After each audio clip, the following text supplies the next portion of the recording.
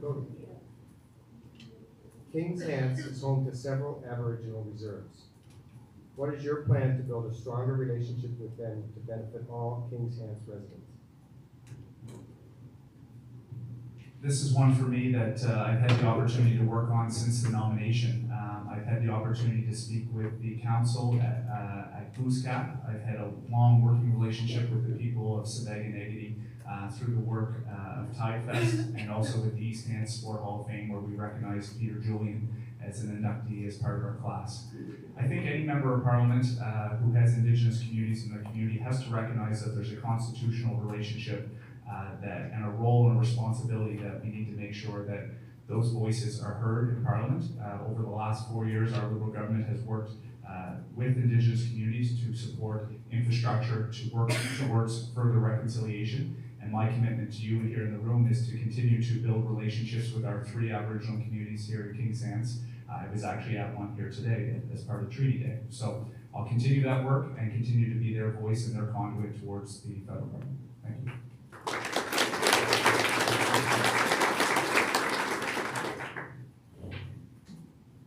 So I think the government has some work to do in renewing the relationship with First Nations.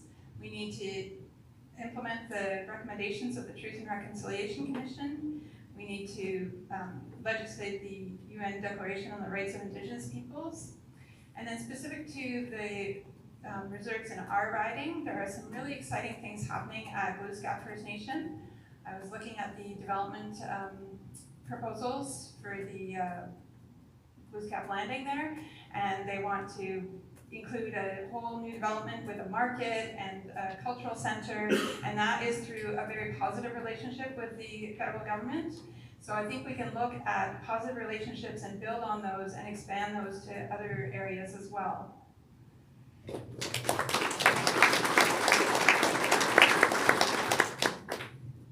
I think it is very important to continue the conversation. I myself have reached out and chatted with Chief Sidney Peters, who I respect very much so. And I'd like to talk to him more.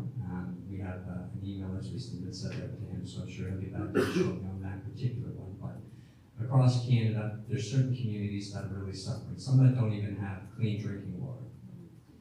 So I think that, you know what, in fairness, we need to ensure that they get clean drinking water. And also in fairness, I think that we should target those particular communities that are suffering the most. I see a great deal of success around, and I think that that's a wonderful thing.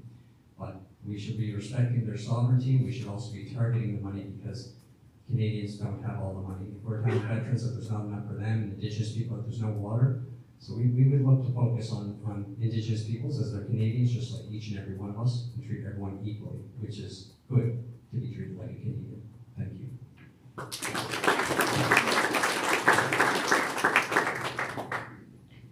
Well, it sounds like we're all pretty much on the same page here, that everybody has the right to basic human rights, and it's intolerable, I think, that there are Indigenous in this country that don't have clean drinking water. The reconciliation process has not gone as well as had been promised by the Trudeau government. Our party plans to build and expand those conversations and treat all Canadians with respect. Thank you.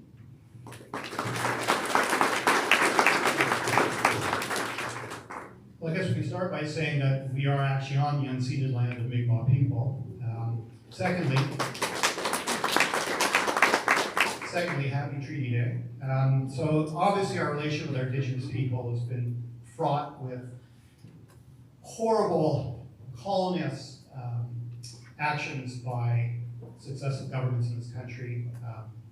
I heard today, I think there's some kind of 90 First Nations throughout the country that are still under global water advisory. I think everyone at this table is hopefully committed to addressing this problem. The NDP is obviously committed to undertaking the important work of reconciliation and good faith on a nation-to-nation basis with Indigenous people.